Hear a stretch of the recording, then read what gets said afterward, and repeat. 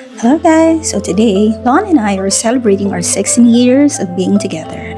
So aside sa suot-suot kong teardrop earrings na gift niya sa akin, ay pupunta kami sa Landers Fairview dahil ngayon nga din yung kanilang opening day.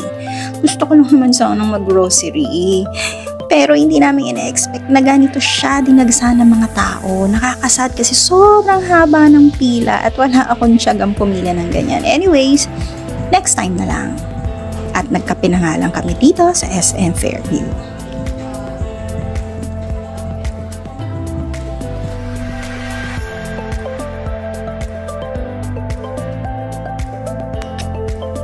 At meron nga pala kaming iniintay na movie at 8 p.m. 2 free movie tickets to from Boteju. Pa-free nila nung huli kaming kumain sa resto nila. Ito nga pala yung movie ni Julia Barreto at Aga Mulak.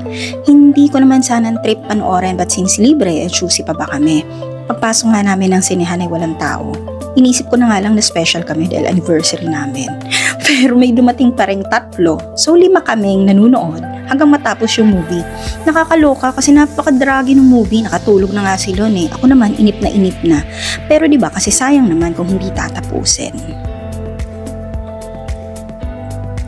So from a boring activity ay dito naman namin plinanong magpunta sa 80s Cafe. Dito to sa may Sergeant Esguerra Timog. Ayaw na sana ni Lon tumuloy kasi sobrang antok na niya. Pero syempre gusto ko, wala siyang magagawa.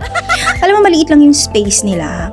Pero kung ba't ko dito gustong pumunta kasi nakita ko siya sa isang TikTok at Facebook page na ang ganda ng mga tinutugtog. Talaga mapapainda ka kasi nga throwback from 80s to 90s yung mga music na pinapatugtog nila dito.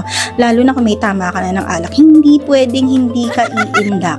Kasi maaalala mo, nostalgic eh, yung mga tinutugtog simula nung mga kabataan mo na wala ka pang iniisip na mga pambayad ng bills. So chill lang talaga, ang sarap dito. Isa pa, ang sarap din ng food nila.